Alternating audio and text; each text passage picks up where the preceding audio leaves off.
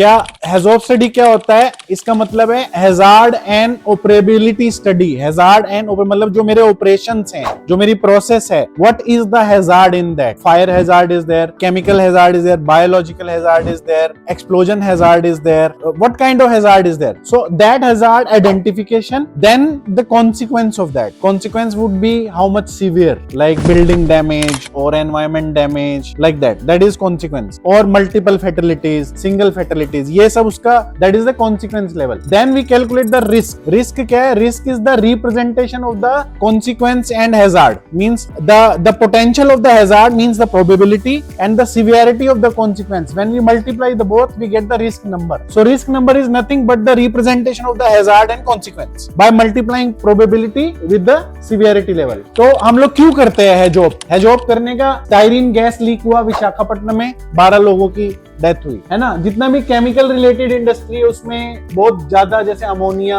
है ना, noxious gases, तो ये सब में बहुत ज्यादा प्रोसेस इंसिडेंट्स रहता है। तो प्रोसेस इंसिडेंट्स ना हो क्योंकि उसका लॉस बहुत बड़ा है, इसलिए हमको हैजॉब करना मैंडेटरी है। हाँ, Bhopal gas tragedy, that's why we have to do HAZOP study and implement the engineering controls, admin controls, so that हम लोग इसको avoid कर सके। Understood? Primarily to identify process hazard and to a lesser extent इसको resolve करो, मतलब incident होने से पहले रिजोल्व करना। सो हैजॉब कब करना है? सबसे पहले डिजाइन स्टेज पे करना है, जब इसका एकदम कॉन्सेप्ट आया, फिर फाइनल डिजाइन जब PNID बन गया तब करना है, फिर ड्यूरिंग कमिश्निंग इसका प्री स्टार्टअप सेफ्टी रिव्यू करना है, वो भी एक फॉर्म ऑफ हैजार्ड एनालिसिस। फिर ऑपरेशन में हर 3 साल में अपडेट करना है। तो जैसे अभी आपका प्रोडक्शन प्लांट बन गया, अब आप फर्स्ट टाइम कर रहे हैं, तो जब पूरा इंजीनियरिंग कंट्रोल इंप्लीमेंट हो जाएगा, उसके बाद 3 साल बाद फिर से अपडेट होगा कुछ ना कुछ, तो 3 साल बाद दोबारा रिवाइज कर हैजॉब स्टडी। या जब भी आप कुछ नया चेंज कर रहे हैं डिजाइन में, तो MOC लाना है, मैनेजमेंट ऑफ चेंज लाना है, और फिर हैजॉब इंप्लीमेंट करना है। This is the process. Understood और नॉट? Yes, clear? हाँ, mandatory as per the rule कि 3 साल बाद हैजॉब को रिव्यू करना ही करना है। और उससे पहले